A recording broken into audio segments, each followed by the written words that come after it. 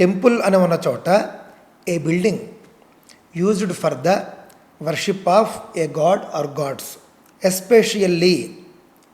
Especially in religions other than Christianity. మీకు అర్థమవుతుందా?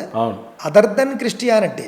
మరి ఈయన కల్వరి టెంపుల్ అని పేరు మళ్ళీ స్పష్టంగా ఏమన్నారంటేనండి, అదర్ దెన్ క్రిస్టియానిటీ అని చెప్పేసి బుద్ధిస్ట్, హిందూ, సిక్ టెంపుల్ అని స్పష్టంగా చెప్పేస్తోంది Oxford dictionary. Other than Christianity క్రైస్తవేతరులు పూజించుకునేటటువంటి ప్రార్థనా మందిరానికి టెంపుల్ అని పేరు అని స్పష్టంగా ఉంది. అంటే క్రైస్తవుల ప్రార్థనా మందిరం ఎప్పటికీ కూడా చర్చు కాదు, కాబోదు. మరి ఈయన ఎందుకు ఆ పేరు పెట్టినట్టు? క్రైస్తవుల ప్రార్థనా మందిరం ఎప్పటికీ కూడా టెంపుల్ కాదు, కాబోదు. కానీ వీళ్ళు ఎందుకు పెట్టారు కల్వరీ టెంపుల్ అని అంటే, హిందువుల్ని మోసం చేసి టెంపుల్ అనేసరికి మన వాళ్ళు వెళ్ళిపోతారు కదా, ఇస్కాన్ టెంపుల్ వెళ్ళరా మీరు? వెళ్తాం కదా. కావున ఈ విధంగా ఇస్కాన్ టెంపుల్ అనే పదం ఉంది చూసారా, ఇంత ఆలోచించి పెట్టుంటారా? దానికి సూట్ అయ్యే విధంగా కల్వరీ టెంపుల్ అని పెట్టారు. కల్వరీ అనే పదంలో కూడానండి మనం కొంచెం కలువ పువ్వు అని మనం అంటాం, ఏదో కొంచెం మాయ మంత్రం వాళ్ళు చేసేటటువంటిది అన్నట్లుగా ఆ విధంగా కల్వరీ టెంపుల్ అని పెట్టి, టెంపుల్ అనేసరికి మన వాళ్ళు ఒకసారైనా వెళ్తారు, మామూలు దేవాలయం అనుకుని. ఇక బైబిల్ ప్రకారంలో చూస్తే కల్వరి అని అంటే యేసుప్రభుల వారిని శిక్ష చేసిన కొండ. అవునా? కల్వరి సిలువలో బాగానే ఉంది, చర్చ్ అని పెట్టచ్చు కదా. వీళ్ళు టెంపుల్ అని మరి మోసం కాదా అండి? ఇలాంటివే మనం ప్రశ్నించేది. ఏ ఒక్క హిందూ దేవాలయం అయినా ప్రపంచవ్యాప్తంగా చర్చ్ అనే పేరుతో ఉందో చెప్పండి, మీరు చూపించండి. ఉండదు. చర్చ్ అంటే క్రైస్తవమే. మరి అలాంటప్పుడు ఏదైనా ఒక హిందూ దేవాలయం మసీదు పేరుతో ఉందా? ఏదైనా ఒక మసీదు చర్చి పేరుతో ఉందా? ఏదైనా ఒక మసీదు టెంపుల్ పేరుతో ఉందా? లేదు, పాపం ఉండదు. వాళ్ళు ఆ పని చేయరు. వీళ్ళకి ఎందుకు చెప్పండి ఈ జాడ్యం? కాకపోతే కల్వరీ టెంపుల్ అని పెట్టుకుని, టెంపుల్ అనేసరికి హిందువులు ఒక్కసారైనా వస్తే అక్కడ ఏదో మాయ చేసి ఆకర్షించేసి మతం మార్చచ్చా, లేకపోతే వేరే ప్రయత్నాలు చేయొచ్చా, విజిటర్స్ సంఖ్య పెంచుకోవచ్చా, రకరకాల వ్యూహాలు కాదా అండి. ఇది ఖచ్చితంగా ఆక్స్ఫర్డ్ డిక్షనరీలో టెంపుల్ అనే పదానికి క్రైస్తవుల ప్రార్థనా మందిరం అర్థం కాదే. కల్వరి సతీష్ గారు తన పనిని తను చేసుకుంటూ తన మతాన్ని తను బోధించుకుంటూ వెళ్ళిపోతున్నాడా, లేదా హిందువులని మతమే మార్చాలి అనేది ప్రధానంగా ఎజెండా పెట్టుకొని ముందుకు కొనసాగుతున్నారా? ఏ రకమైన వాదన వినిపించచ్చు? అదే మీరు మొన్న అన్నారు కదా, సంవత్సరానికి 3 లక్షల మందిని మతం మారుస్తున్నాడు అని చెప్పారు మీరు. ఆ ఘనతకే అమెరికాలో కూడా సన్మానం ఏదో చేశారని చెప్పారు. కాబట్టి ఆయన అదే లక్ష్యంతో ముందుకు వెళుతున్నట్లుగా మనకు కనిపిస్తుంది.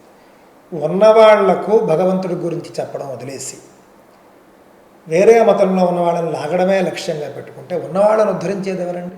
అవును కదండి, ఇది ఒక దౌర్భాగ్యం కదా. మన హిందువులకి మన పాఠ్యాలు బోధించుకోవటంలో తప్పే లేదు.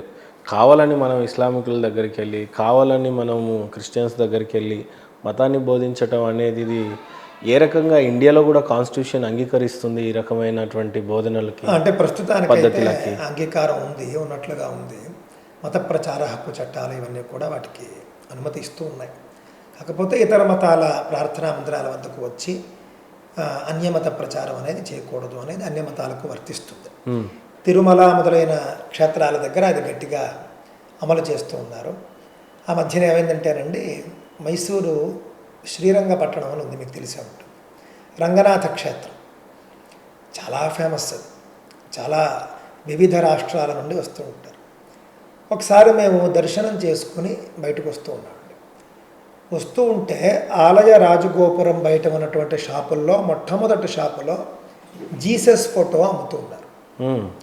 జీసస్ ఫోటో, మేరీ మాత ఫోటో, అన్ని ఫోటోలు, ఆ మతానికి సంబంధించినటువంటి అన్ని ఫోటోలు అమ్ముతూ ఉన్నారు. నేను చూడలేదు, మా అన్నయ్య చూశాడు. మా అన్నయ్య కూడా జర్నలిస్ట్ అండి ఒక పత్రికలో. ఆయన చూశాడు. ఆయన చూసి, ఇదేమిట్రా నాన్న తమ్ముడు, ఇక్కడ అన్యమత ప్రచారం ఇలాగ హిందూ ధర్మానికి సంబంధించినటువంటి ఆలయం వద్ద చేయకూడదు కదా, అది చట్టవిరుద్ధం కదా, రాజగోపురం నుండి 20 అడుగుల దూరంలోనే అమ్మేస్తున్నారేంటి, ఎవడు అడిగేవాళ్ళు లేడా, ఇది ఆంధ్రాలో అయితే గొడవలు అయిపోతాయి అని ఆయన అన్నాడు. నేను చూడలేదండి, ఆయన చూపించగానే నేను చూశాను. చాలా ఆశ్చర్యపోయాను, నేను ఎప్పుడు చూడలేదు అసలు. ఇదేమిట్రా, ఇదెక్కడే ఈ విడ్డూరం అని చెప్పేసి వెళ్ళి మేము షాపు వాడిని నేను ఒక్కడనే వెళ్ళి అడిగితే కొంచెం దురుసుగా సమాధానం చెప్పాడు షాపు వాడు. ఇది టూరిస్ట్ ప్లేస్ అండి, ఇక్కడ అందరూ వస్తారు, ఇక్కడ అమ్మద్దంటే ఎలా అన్నాడు. నేను అన్నాను, అదేమిటండి హిందూ ధర్మానికి సంబంధించినటువంటి ఆలయం టూరిస్ట్ ప్లేస్ ఎలా అవుతుంది, హిందువులు మాత్రమే వస్తారు కదా, ఇది సరికాదు అని నేను అన్నాను. మీరు వెళ్ళి గుళ్ళో మాట్లాడుకోండి అన్నాడు. అంటే ఏమిటి, గుడి వాళ్ళు అనుమతించారన్నట్లుగా ఇదని చెప్పారు. మీరు ఏదైనా ఉంటే వాళ్ళతో మాట్లాడుకోండి, నాతో కాదు, వాళ్ళు చూసుకుంటారు అని అన్నాడు. ఏం చేసామని ఎలా మాట్లాడుతున్నాను, మా వాడు అక్కడ దూరం నుండి వీడియో తీసాడు.